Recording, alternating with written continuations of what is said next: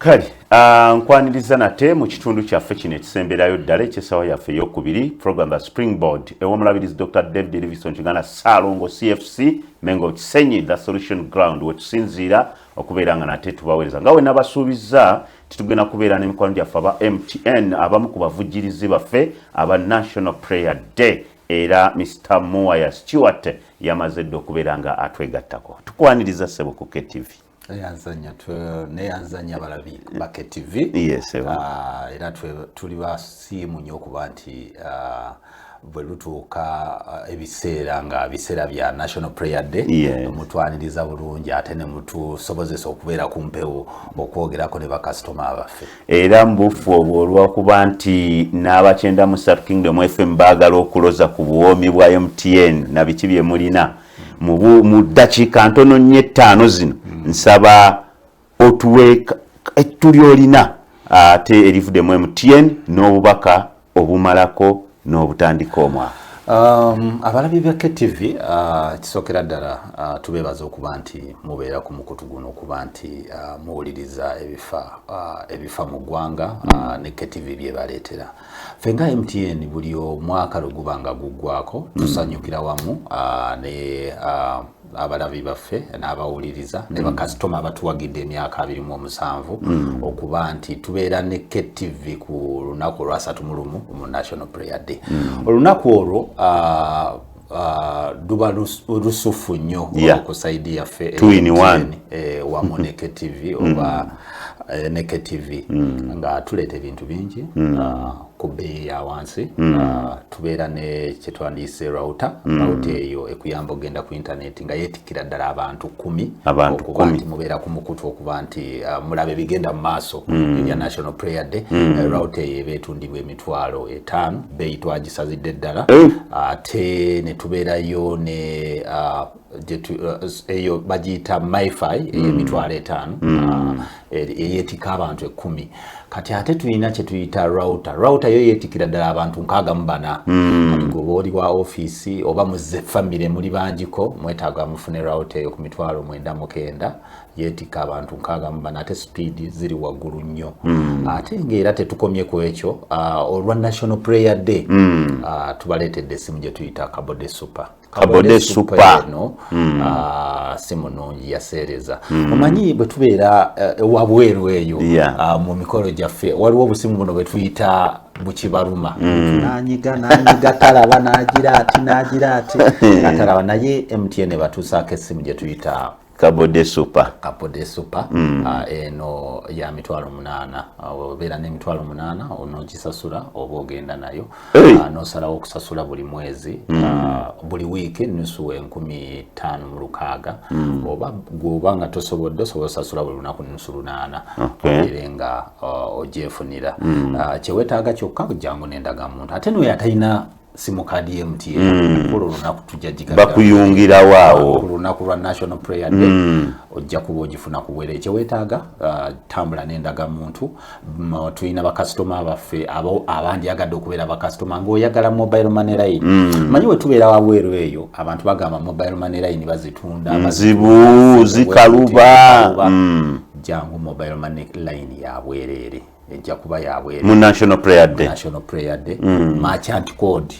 bakasitoma betu n'abeera nabo oba abatunda ebyokulya ebyokunywa ng'owandyagadde merchant code tujja kubeera ne tenti yaffe awo jangu ojja gifunira ku bwereere ku National Prayer Day ate era nga tetukomye ku ekyo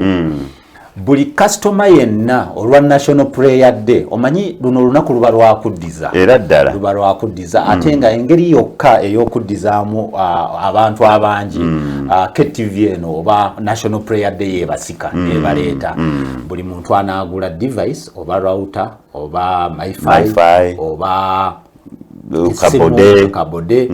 ogenda kubanga ofuna $2,000 sente ezo olumala okugula bwoti ogiguze kibanja mpola ogiguze ya cash ojja kuba ofuna $2,000 kasiimo webale kubeera ne MTN ku simu ya sente zino zijja kujja ku mobile money yo instant olumala okugula bwoti ne activating esimu netandika okukola nga sente zijja ate ayagala merchant code bw'oba ogifunye nga nawe tujja kuwaayo $1,000 sente ezo zibayamba okuba nti osigala ku mukutu oberenga buli ekigenda mu maaso mu National Prayer Day osobola abasigadde ewaka oba abali mu kyalo. Okay, bannaye nga biwo mu bulala ate bw'onoosubwa nno munnange ogenda kuba nnosubiddwa ddala. Mr. Moaya Stewart mwandyagadde abeereko nammwe abalala mulindiridde okubakasukirayo bu t-shirt essaawa zino naye ebyo byonna tugenda kubeera nabyo era tujja staginga omulyango gwennyini buli ajja ku National Prayer Day otabawo n'enkofiira oba eccupa oba t-shirt era tufuba okulaba ne ba asha baffe twagala bambaleko mu style ya MTN kwolwo olunaku. Kakati bano banduddeko wali abasajja abalina obulumi bagamba omwaka mulamba gumu 234 nkozesa MTN yokka. Abo nabo wabalowoozezaako twabalowoozezaako batutuukirire kubanga yengeri emu gy'osobola okufuna bakasitoma abangi ababawagidde emyaka egyabiri mu tulina bakasitoma abali ku 0772 bakasitoma abali ku 0782 0776 baludde naffe abalala bafuna preferred number nga yalina layini ya mangu nalanjagala efaanane bweti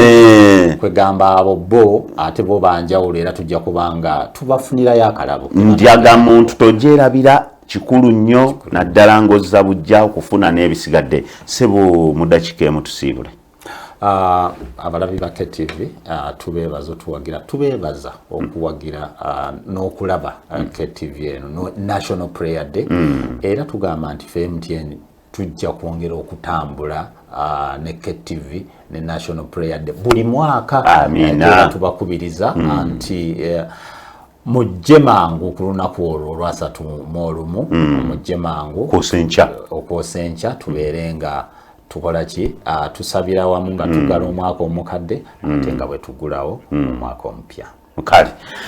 tuyanze nnyo tuyanzege Mr. Moaya Stewart munzikirize ate muleke agenda ate n'abali ku 93 Kingdom FM beefunire omukisa gw'okumanya ebirabo bye mugenda okufuna ennyonyi enkeeze yejja okulya ku nsiriŋŋanyi eziva mu MTN gwe kw'otaakere togenda kubeera nga ate munnange nno aweefunira omukisa ogwo naye ate era sigamba nti binaaba biweddeyo wabula gwe woba ng'oyagala